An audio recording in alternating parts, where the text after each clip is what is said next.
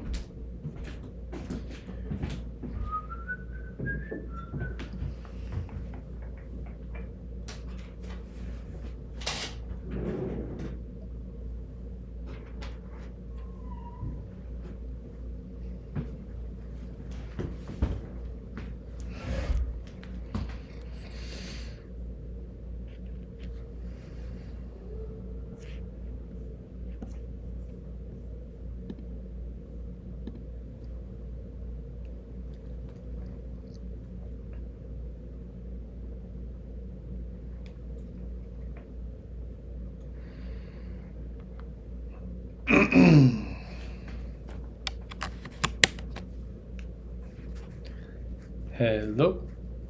Hello.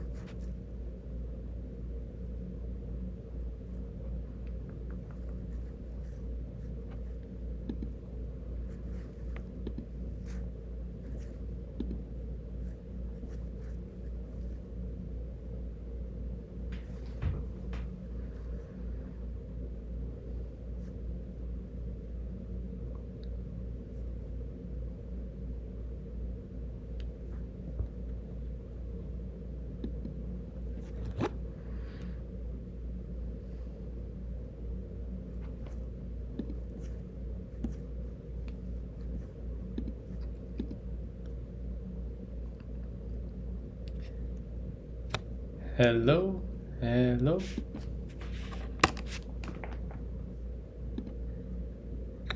Hello, hello.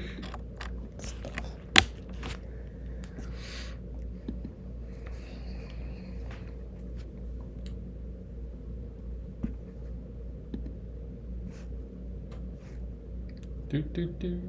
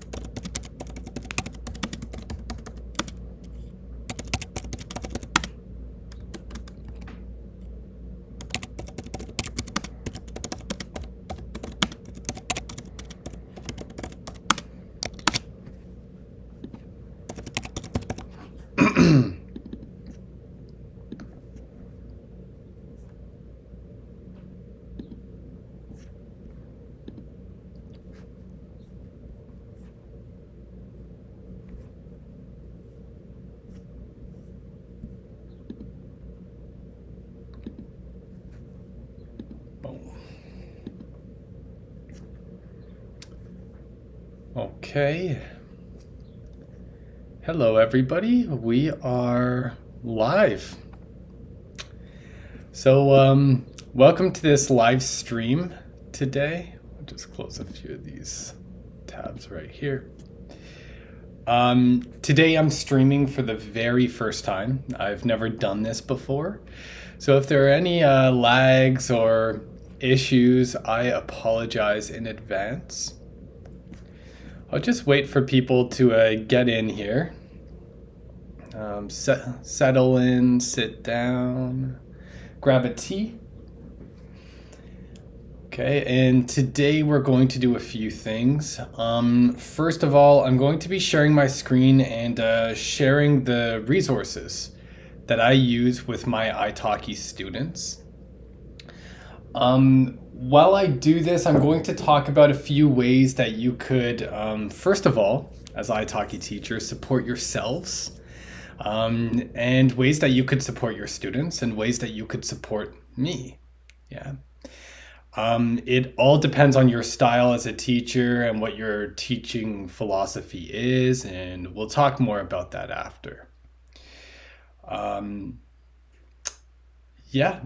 Aside from that, we're going to talk a little bit about the New Year's resolutions because in the last live stream that I did earlier on in January, we were talking about New Year's resolutions, and some of you shared your New Year's resolutions with me in the comment section. So I really want to see how this is going and how you're doing with these New Year's resolutions.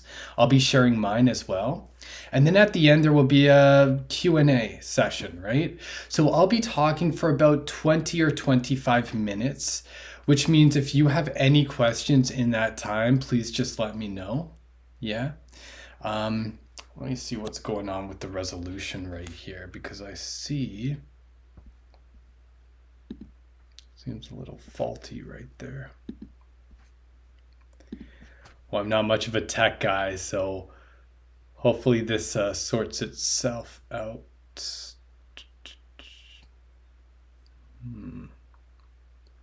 Okay. Well, hopefully this sorts itself out. And if there are any problems, I will upload another video going through all of this. Okay. All right. Fantastic. So first of all, let's start by talking about New Year's resolutions. I'll just share some of my New Year's resolutions. Some things that I wanted to do at the beginning of the year was to actually try to create more of a community with my students. Yeah. And I'm happy to say that this has been working. More or less, I've been able to create blogs, to create different fora with my students by using Blogger. And I'll show you this today, actually. And by doing this, my students have been interacting with one another in a much better way. And I've found that this has been very helpful for my students. Yeah. There seems to be... Oh, you are absolutely welcome, Tabby. Thank you for stopping by. So, as for my first New Year's resolution, I have decided to try to create more of a community, and so far that's been working for my students. Another thing I've tried to do is to teach, to get to 4,000 classes. I started the year at about 3,100 classes, a bit less than that, and now I'm at 3,200 classes. So I hope by the end of the year I could hit 4,000 classes. In other news, I have changed my not changed my job, but I have another job on top of teaching on italki, and I'm actually teaching in a college right now. I'm teaching college level students, so it's going great so far. So those are a couple of the New Year's resolutions I had: to teach 4,000 lessons, which I'm on that trajectory, and number two, to create more of a community for my students, because sometimes on italki it feels like we're in these separate kind of bubbles, right? You're talking to one student at a time, and it really is nice to have more of like a community feel, right? So that definitely helps. There are a couple things that I want to start doing more, so they're kind of like delayed New Year's resolutions. One of them is to have more asynchronous activities and classes for my students. Yeah, so I've actually worked a lot on that, and I'll be going over that in the the teaching materials that I'll show you today. And that takes me to one of the ways that you could support my channel. Of course, if you've subscribed, thank you very much, and it's much appreciated. Definitely, if you're a patron on my Patreon account, which I'll show you today, that is very, very much appreciated as well. But another thing that you could do, especially if you're learning English, is to actually go on over to YouTube, click on English Teacher Ryan, and you could subscribe to my new channel. This is my new channel right here where I hope to be teaching, well, creating videos just like these ones right here, but these videos will actually be for students, to teach students English. So I really hope that helps my students out, and if you're interested, consider subscribing to that channel right there. All right. This is also where I post videos which are for my curricula, actually. And we'll be diving into that a little bit later on today. All right. Just plug in my laptop. Another New Year's resolution that I have that's kind of delayed a little bit is to actually focus more on Kahoot. I have an account on Kahoot, which I'll show to you right here, and I make Kahoots with my students. Basically, I get my students to create glossaries, and then I create these little quizzes with my students so that they could complete different activities which target the vocabulary from their glossaries. So for example, if we go to Jamboard right here, I could go to Google Jamboard. These are all of my students' glossaries here, and there are even more in this account right here. Don't ask me why the accounts are separate. So if we go to Victor's right here, these are his words for his glossary. He could add any words he would like to, and then I basically get these words and bring them to Kahoot and make them into different quizzes. So is Kahoot free? It absolutely is free. You could use it for free. It has some limitations and some restrictions, but it is free if you want to do basically more or less what I do on Kahoot, right? And if you want to see more, we could go to Julian's. You could see some of the, just fill in the blank activities. That's kind of what I create for my students, right? Yeah. So it is free. However, I pay for the premium version because it gives me access to other functions, which I don't have with the free version. Yeah. Unfortunately, Kahoot is one of those things where like each time you upgrade to what you think is the highest level or highest tier, there's another tier that's even higher. So I upgraded thinking I'd have access to these functions right here, and guess what? I don't, unfortunately, right? So yeah, that's a little bit disappointing, but for the most part, Kahoot allows you to create quizzes, create games, and it's very useful for your students, especially if you have many students. Yeah. And I use these for IELTS, I use these for general English and conversational English, and we'll go more into that today. All right. So I want to focus more on Kahoot, and I want to begin making Kahoots, discard all. I want to begin making Kahoots which target certain levels instead of just targeting specific students. So right now I have Kahoots which are just targeting specific students, right? Like I have a Kahoot for, let's say, Alex and a Kahoot for Victor. That takes a lot of time, right? So I'd like to kind of compile these together and to have Kahoots which are for all B1 students or all IELTS Band 7 students, for example. So that's the next thing that I have on the menu. Yeah. So that is in the works. And if anybody has any questions of Kahoots, just let me know. All right. Okay, great. Another thing I was talking about before is the community aspect that I'm trying to create with my students. So let's go to Blogger right here. I have how many posts? 150 posts. Basically, on my Blogger, I have a post for each and every class, which I'll be going over today. These are classes in my curriculum. But I also have homework blogs. So for example, this one right here. Tell me about a proverb from your native country that means a lot to you. Yeah. So if we go back, we could click on view. And I've given this homework task to different students. So you could see by this point, it's starting to fill up. Like there's still not that many comments. But I only began doing this about a month ago or maybe 2 months ago. So I'm really happy with how things are going so far. And again, it's giving my students the ability to speak with other students, to communicate with other students, right? With these homework blogs, with these fora. Another thing I've done is actually create a Telegram chat. Yeah.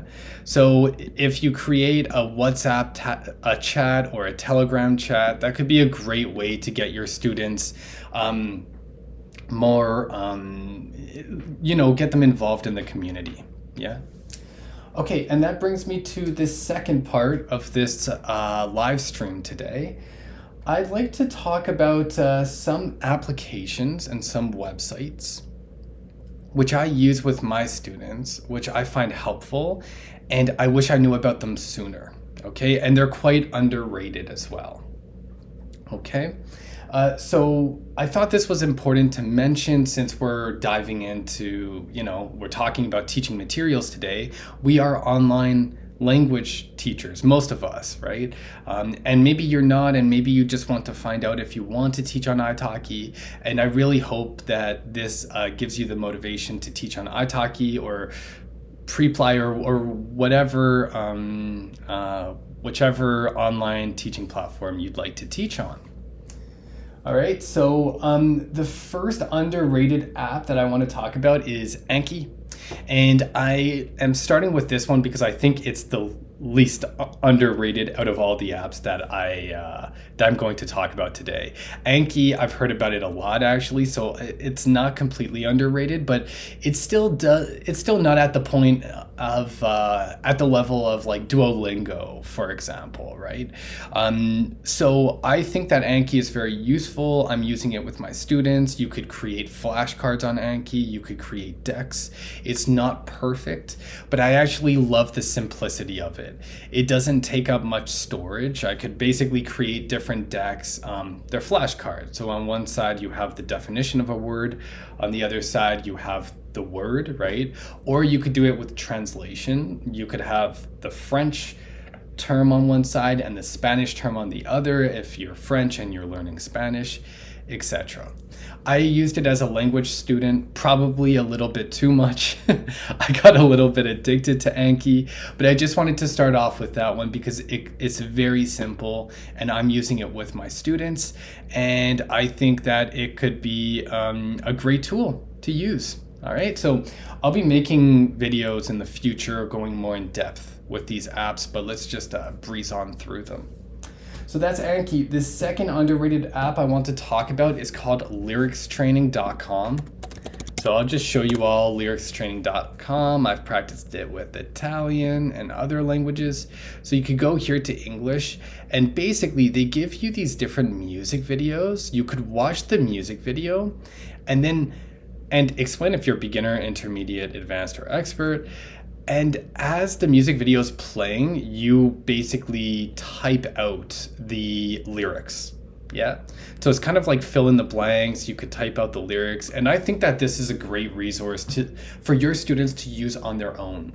And that's one of the things I want to drive home to you all today is that from my experience, one of the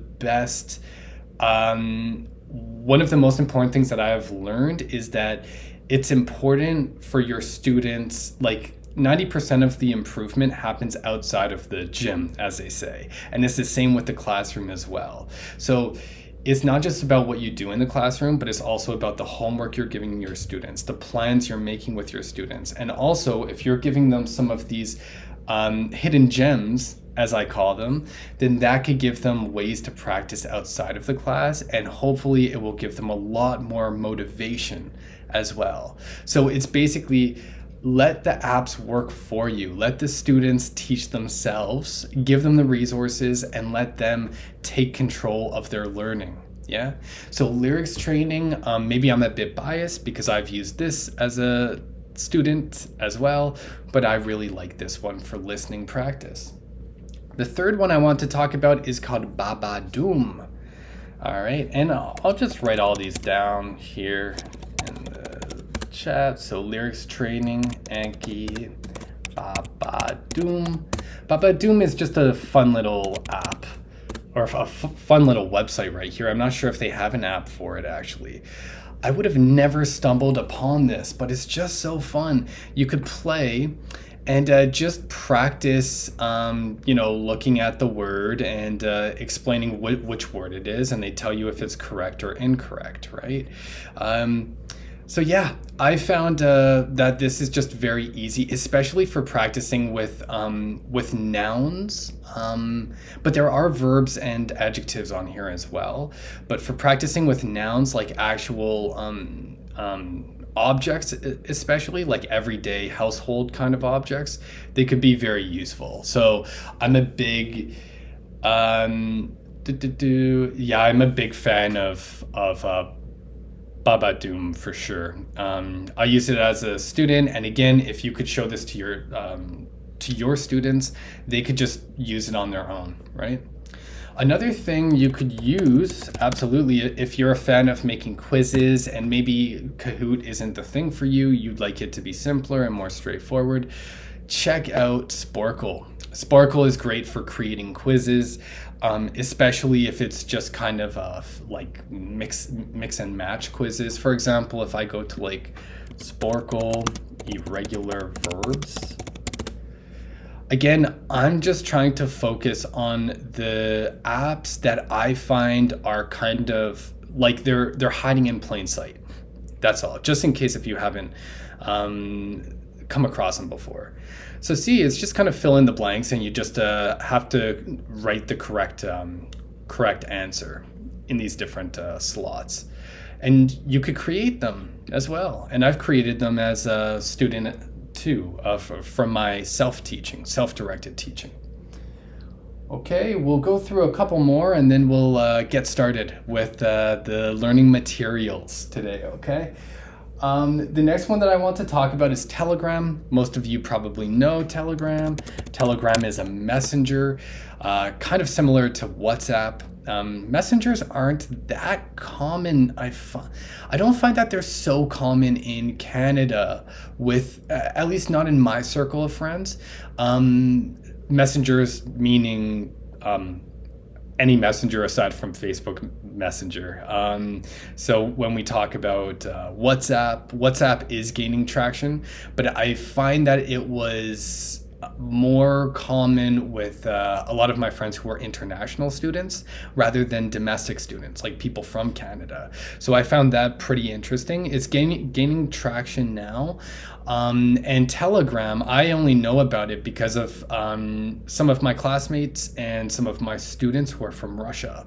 I use it with my students, but your students could also just use it to learn. For example, they could follow different newspapers and they could get daily articles or posts just to practice their reading. So I would definitely suggest Telegram to them.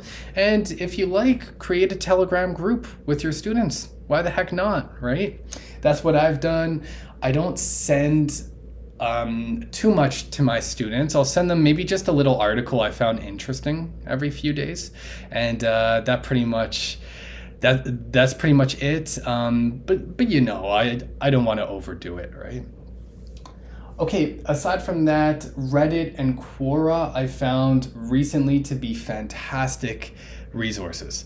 Reddit and Quora, getting my students to go onto fora because before that I would just send my students articles, right? And articles are fantastic, but for the most part, it's just one person writing. Like it's one person's opinion or one person's report the whole time. By exposing your students to Reddit or to Quora, your student will be able to kind of see how ideas are co-constructed and to see different debates in action, right? So I think that could be useful to students, and I found them to be useful for my students. Okay, last one's right here. Any real world task. Oh, sorry. So let me put Quora and Reddit. And any real world tasks. So another thing I've began doing recently is getting my students to go onto IMDb or Remax or Indeed.com. I don't know why I'm capitalizing all of it. Okay, IMDb is, you could also do Goodreads. And I'll be talking more about this in my, when I go over my materials, which I'll share with you today. IMDb is a movie review website, right? And if you get your students to go onto IMDb and maybe do some reading and reiterate the information to you, or maybe to get them to actually review a movie or review a TV show, this is real world. This is a realistic task that your student would probably want to do anyway, right? Well, maybe not, but it's definitely these different sites could be used in different ways for real world tasks, as I call them, real world virtual tasks. Remax is for house hunting, where you could find homes.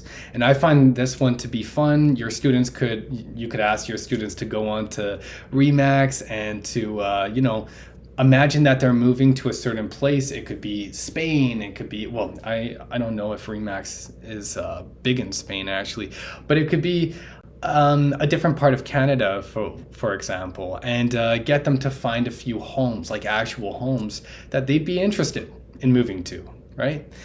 Indeed.com, this is for job hunting, right? So you could get your students to maybe find a few job postings and to explain which ones they are or are not qualified for. And Goodreads is for to review books, right? So your students could do virtually the same thing, but with books. Another thing you could do is a TripAdvisor, for example, right? And get them to review or Airbnb, right? Like the list goes on. Basically, it's thinking about what your students would typically want to do online anyways, right? And to try to add a little spin on that so that they could learn English, right? So far, like this may be obvious to all of you, but this came as a revelation to me. I was like, holy jumping, like IMDb. I could use Goodreads. Like when it came to me, it was just like a light bulb moment. So I find that this could be, that this could potentially be useful to you and to your students. All right.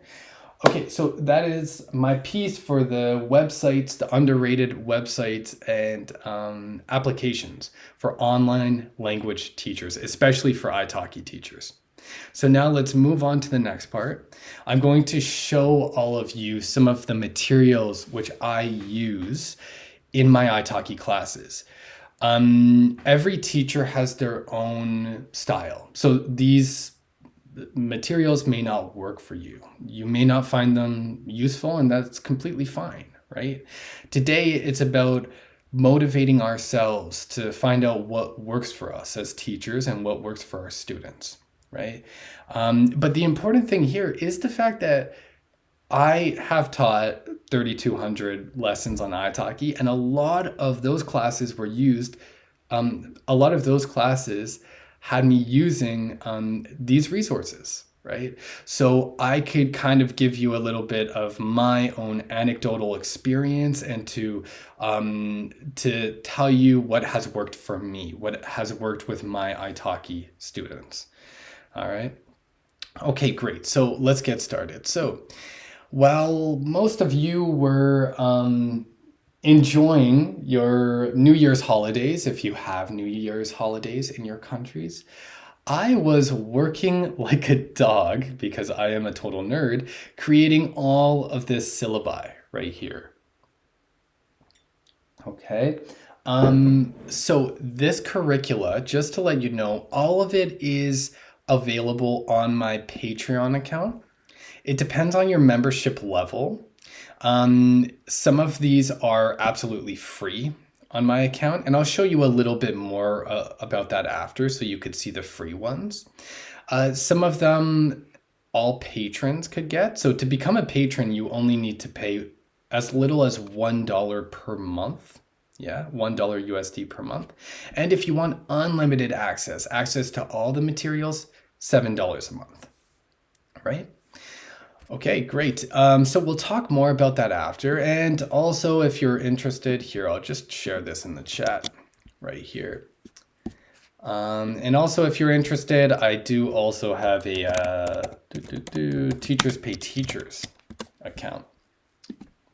Teachers Pay Teachers. It's on demand. Exactly, and you could find all the resources there as well. Okay, beautiful. So let's go through these resources. The first thing that I want to show all of you is the General English A2 syllabus. Okay, this syllabus is 25 lessons. All right, and I really started developing this in maybe August. And I finished developing it, well, pretty much at the beginning of this month. I will still be adding more things to this to make it even more specific, to make it even more useful to you all as well. But this is what I've found has worked very well with my students. So let's go to the A2 teaching syllabus. And by the way, this is available on my Patreon account for as little as $1 a month. Okay, so here we are. This is the online English language teaching syllabus right here. And by the way, I have a syllabus like this for B1 level, B2 level, and C1 level as well. So I've basically separated this into units, okay? So this is graded, I should tell you first. For example, 20% are homework tasks, 20% participation and attendance, 10% SoundCloud uploads. So I'll explain all that after. And by the way, if you have any questions, just put them in the box below and I'll ideally answer them at the end during the Q&A part. Oops, I obviously made a mistake there. All right, so as I said, there are 25 lessons. However, only 20 of them happen in class, which means your students have a choice to complete 5 lessons asynchronously, okay? I'll explain more about the asynchronous aspect a little bit after. Let me just zoom in so it's easier to see, okay? Each and every lesson, okay, so if we go through right here, I'll just zoom out for a second. Each and every lesson has a primer. So this is a video where I explain what they're going to be doing in the class, okay? And all of the primers, all of these videos are on my other YouTube channel, English Teacher Ryan. And I see a few of you have already subscribed, so thank you very much. I also give my students a pre-lesson reading. All right, just an article that could kind of expose them to what they'll be doing. And then there's an asynchronous blog. So here's the catch. If this is one of the 5 lessons that they chose to do asynchronously and not in class, it's absolutely free for them. All they have to do, so for example, let's say they go down and they say fashion. I'm not interested in fashion. I don't want to talk about it in class with Ryan. I don't want to pay my money for that to be one of the 20 lessons in this course. Okay, it's one of the 5 asynchronous. So here's what they would do. They would come here and they would basically complete these tasks right here. Okay, they'd complete these tasks in their own blogger. So they wouldn't comment on this blog right here, but they complete it in their own blog account, and then I would look at it after. So they're not going to be dedicating 60 minutes or something like that. And again, this is where all of these blogs, this is what all of these blogs are for. You see there are 150 blogs. Each and every one of them, I have developed an asynchronous lesson. So for example, asynchronous lesson 20, 19, 18, 17. I've done it for all the A2 level courses, all the C1 level courses, all the B2 level courses, and even my IELTS courses as well, which I'll take you through one of them in just a moment. All right. So if they do decide to actually learn in class, that they want to have an in-class class, a synchronous class, I should say, then that's where these come in. Every single class has a speaking, listening, writing, reading, grammar, and vocabulary and pronunciation outcome. All right? And you could use a list of different activities, which I'll show you in a moment, to create these lessons, right? To basically develop these lessons. So what this syllabus gives you, it gives you an outline of different topics. It gives you videos. Well, I should say it gives myself, because I use this and I found that it's worked fantastic so far. So it's given me all of these virtual, like online resources in a very organized, if I do say so myself, manner, right? And it also gives assignments, right? So it gives graded assignments. So let's go to the bottom right here.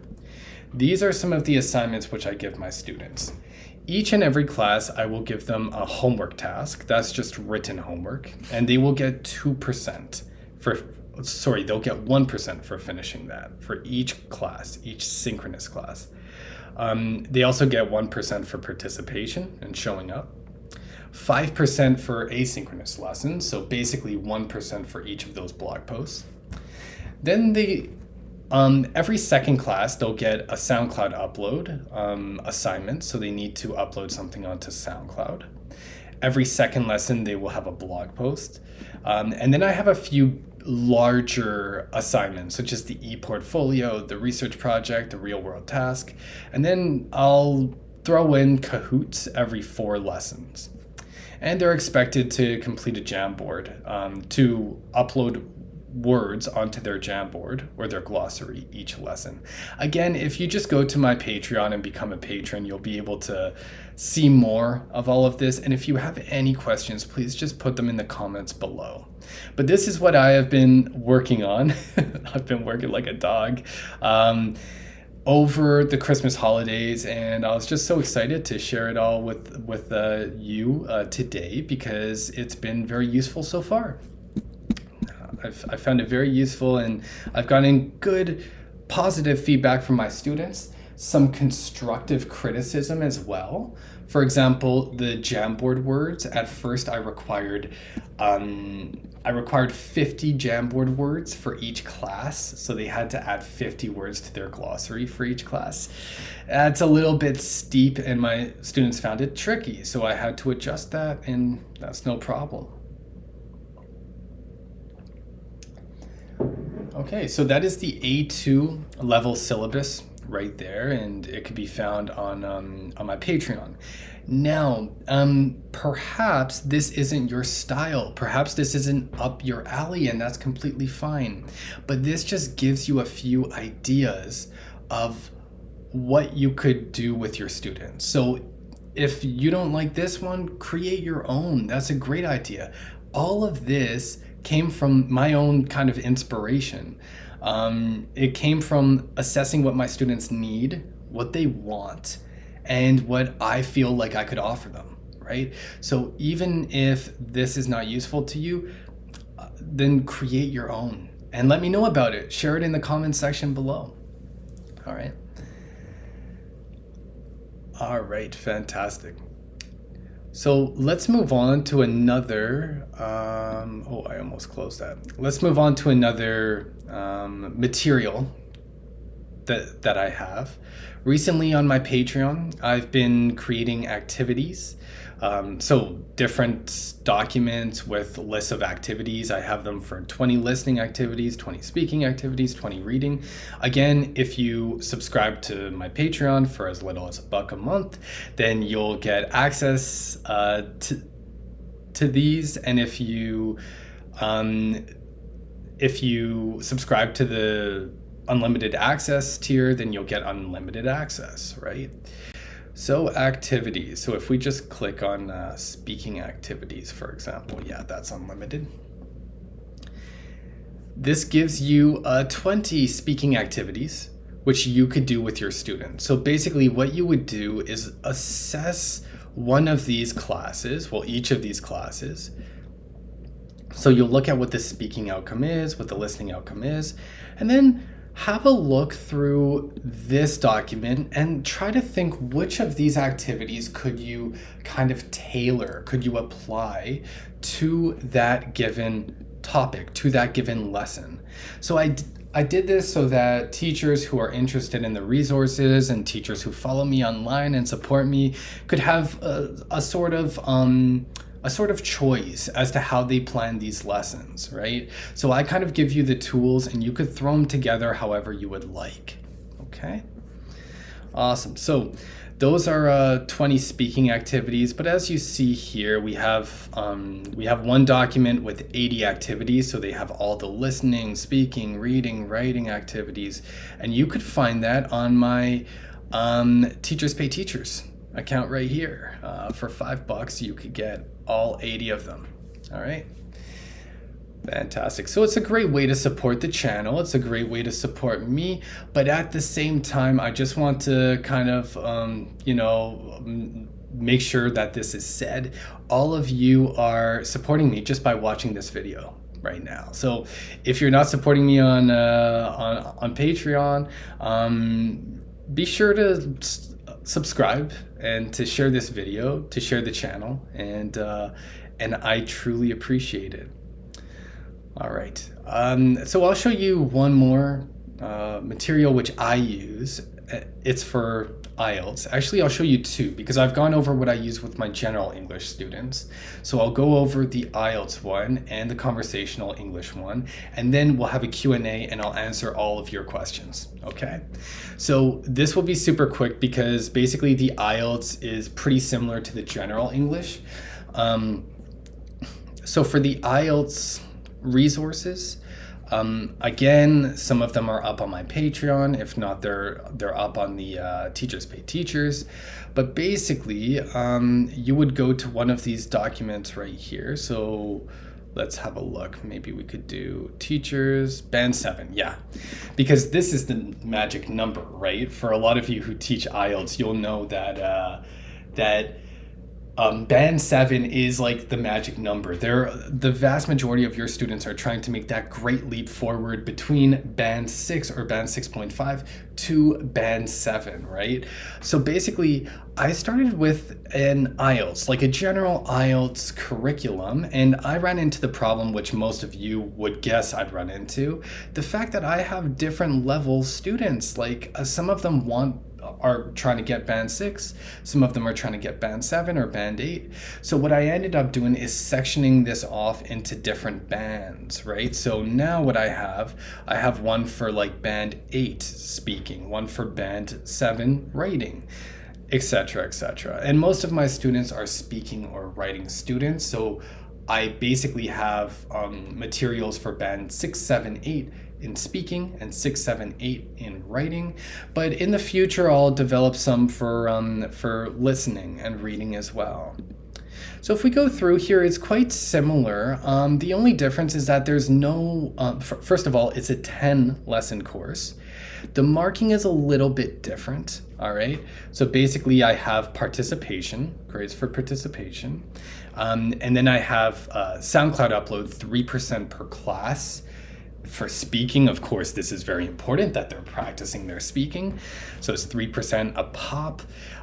Blog posts, that's optional, right? So basically, they have an option to either do two homework tasks, which would be, for example, IELTS Part 1 and IELTS Part 2.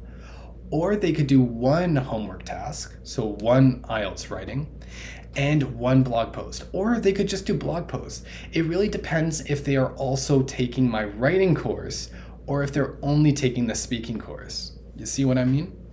Now, why would I give them the option, even writing students, why would I give them the option to complete blog posts? Well, the reason why is because from 4 years of being an IELTS preparation instructor, I have found that some students have kind of limited themselves, and they find themselves in this kind of like IELTS box or IELTS bubble where they are constantly, everything that they know about English is IELTS. And obviously, IELTS is not completely authentic English and it's not completely real world English, right? So I find that creating blog posts and having them answer to those blog posts, comment on the blogger blog posts, that could be useful as well. So if I go to IELTS here, I even have different IELTS blogs, like look through this list of questions and choose topics that you would like to work on more in class, right? That's one example there. Okay. So as we go through this, as I said, the marking is a little bit different because it's only 10 lessons. But then for each lesson, they basically have the option of completing it on my YouTube channel, English Teacher Ryan. So if they'd like to, they could click on this right here and they could watch this video, and then they could, the blog, where's the blog? And there should be a blog link down here. Perhaps I didn't put it for that one. But in any case, okay, I'll have to put that after. But in any case, they watch the video and then they're able to complete the blog. So they'll watch the video and I'll explain everything to them about how to complete the blog post. And then they'll go to my blogger, which is absolutely free. It doesn't cost any money. They'll go to IELTS Speaking, for example. And they'll go to IELTS Speaking 7. Oops, that's the wrong one. There's the IELTS Speaking.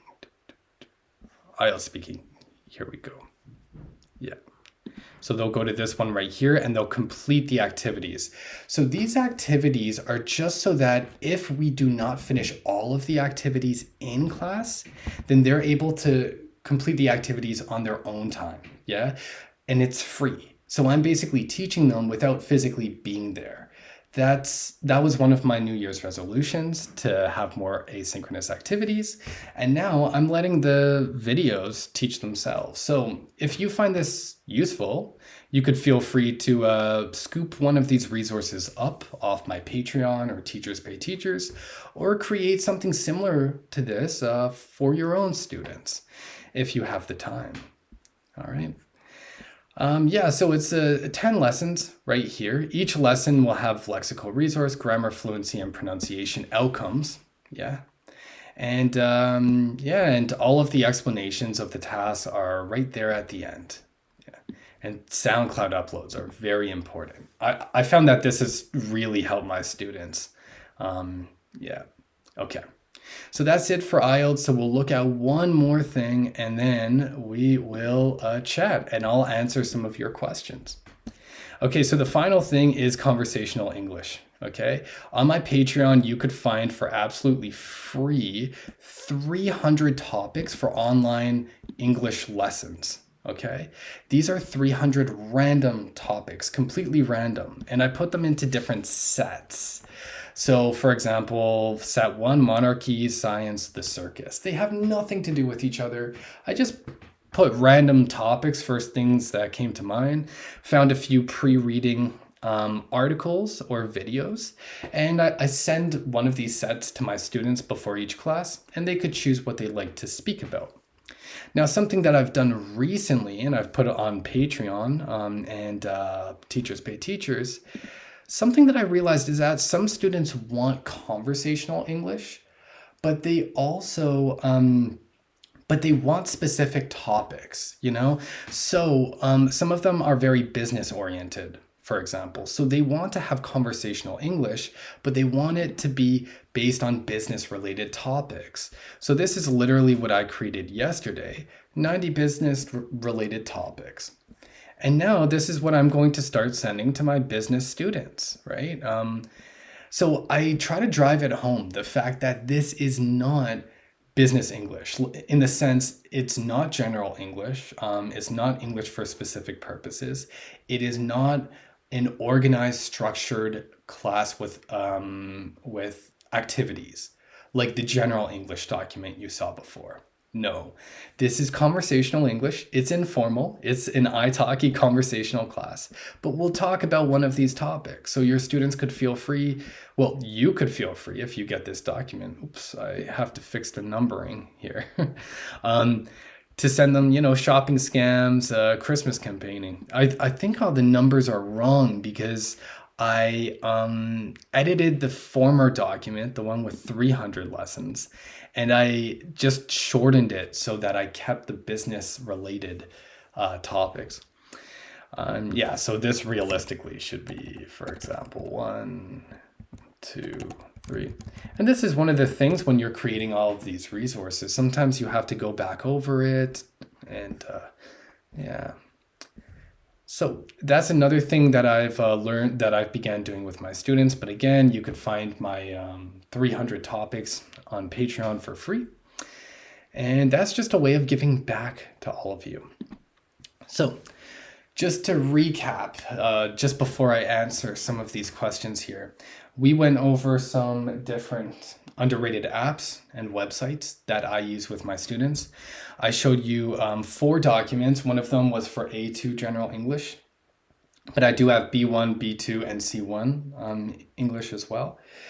I showed you one of the IELTS syllabi, right, which is for IELTS Band 7, Target Band 7 speaking, and it's a 10 lesson syllabus, and that's one of 6 syllabi that I use for IELTS with my students. And I showed you a little bit of the conversational English and what I do with them.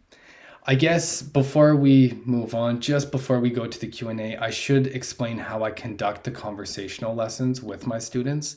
So just to let you know, with my conversational lessons, I give my students the option.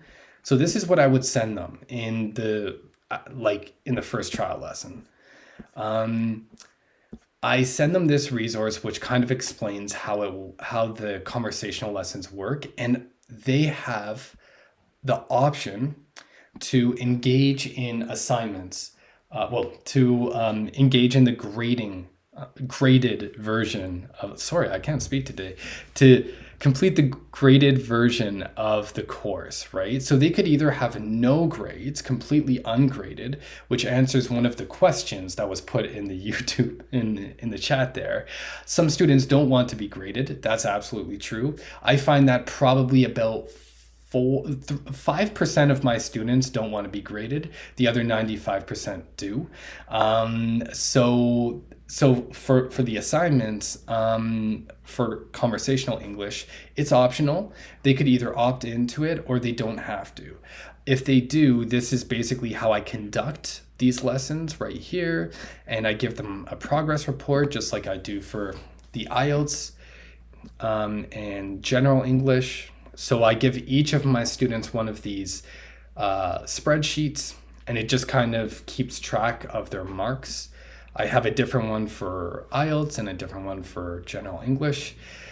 Yeah, there's so much to go over. So that's pretty much it. Basically today what I wanted to do is just explain to all of you, because I did make a video earlier in November about creating a curriculum for italki. Not all teachers do this. I'm in the minority, clearly, right?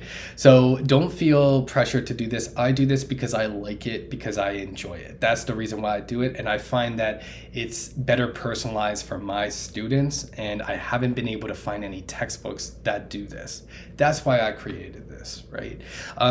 But in that video that I made in November, it wasn't completely in depth it didn't go too deep into the process of creating a curriculum. It was kind of very general and vague.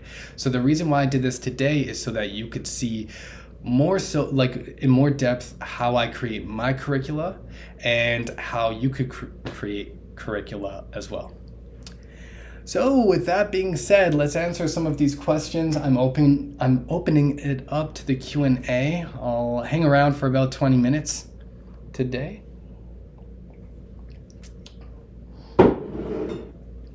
So let's start with the first question here. Lightbringer. Do students want to be graded? I imagine some would not. Yep. As I explained, I ask my students, I give them the option, do you want homework? Do you want to be graded or not? And 95% of them do. I asked them again after 2, 3, 4 lessons. Pretty much I check up with them, each lesson to ask them, do you find this helpful? Is this useful to you? What do you think about our classes? Is there anything you'd like to change? The only constructive criticism I've gotten, even after using anonymous polls and Google Forms for surveys, even after that, the only feedback I got is that Jamboard is a little bit too demanding. 50 words for each lesson is too much, so let's dial it down. So basically I took that feedback and now I only give my student, I tell my students you could put as many words as you want, but you have to put at least 5, because if not, then you're not doing anything, you're not doing the task. So whether they use Anki, Google Jamboard, or Google Keep for their glossary, they have to put at least 5 words per class. Pedro says, great ideas, thank you very much.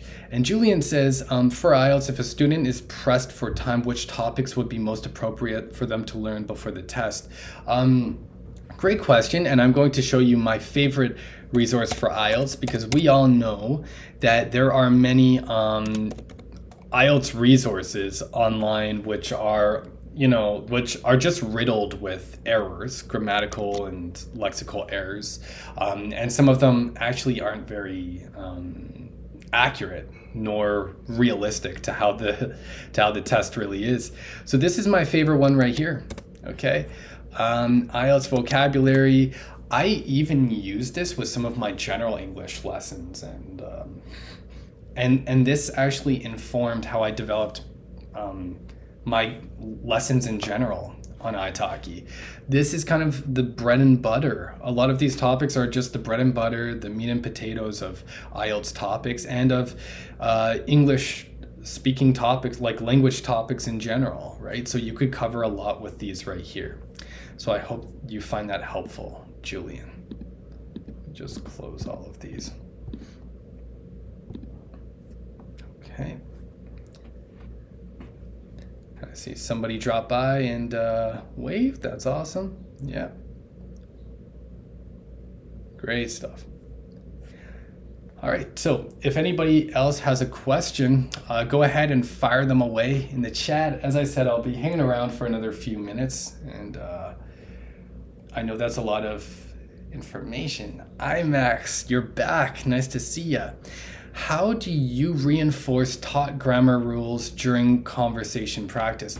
Good question. First of all, conversation, a lot of students don't understand this, and after sitting down with dozens, probably 50 italki teachers like yourselves, who have told me about this, I know that a lot of students don't understand that conversational practice on italki is typically informal conversation, and it's not it doesn't have a lot of set activities and a lot of structure, but to each their own, right? To some teachers they do have that, right? So to answer your question, I don't reinforce grammar rules typically in conversational lessons because it's just for conversation. However, I know it could help my students, and I know some of my students, let's be real, they take conversational English because it's a little bit cheaper than the general English, right? So some of them want to get they want to get the quality of general English or IELTS English without paying for that, right? So I make it very clear to them, and I actually don't run into these issues because I have a syllabus, right? So they know exactly what they're going to get. They know there's not going to be set like grammar activities. But I understand this reality, and plus, I have been able to develop a lot of activities on the fly that I could do with my students to quickly review grammar without having to prepare for the lesson. So, to answer your question, the way that I reinforce these grammar rules is to find a list of questions, conversational questions, which elicit these grammar forms and grammar structures. I will look through because I found a really good website for you that I use, but I forget what it's called. Conversational questions to elicit grammar. I think it's this one right here. Yep, exactly. So if there's anything here, like for example, adjectives of ed, ing, this is something that I notice with a lot of my students. They make mistakes with this. I'll just ask them some of these questions here, and they will naturally and organically be practicing those rules. So to answer your question, that is the resource which I use for that. But I don't have real structured conversational lessons which practice these rules. Maybe I'll practice for 5 minutes at the beginning, and then, for example, I'll just show you what I do with my students. Maybe I could go to Dennis's right here. Just for any of you who don't know my style, I create a Google Doc here. So at the top, it explains what kind of course it is. I have the Jamboard, the SoundCloud, the progress report with all of the marks. And each class at the top, the student will decide. Sorry, here, let's go to this one. Cool. So I'll give my students options for the next class, right? And then they'll decide at the beginning of the next class what they'd like to speak about. So in this case, cultural assimilation. Great. And then I'll have a vocabulary section where I'll give them vocabulary tips, a grammar section, a pronunciation section, a positive feedback section, a constructive criticism section, and recommendations. Sometimes I fill these up, sometimes I don't. Depends how motivated I feel and how much my students need the feedback. So with this student, he is incredibly motivated. So I'm very thorough with my feedback, and I just kind of review this with my student at the end of each class. So that's another way that I reinforce this progress, I guess you could say. All right. Any other questions?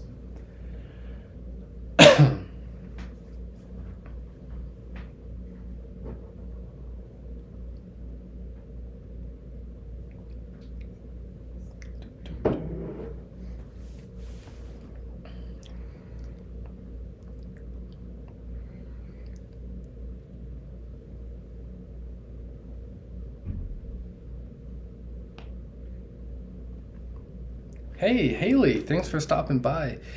Haley has a student who is mostly focused on improving her writing and reading comprehension. She's 14, and her goal is to improve her performance on tests in her English class at school. I want to use semi-authentic text, but I also need it to be accessible for her age and level. Yep, interesting. That's great.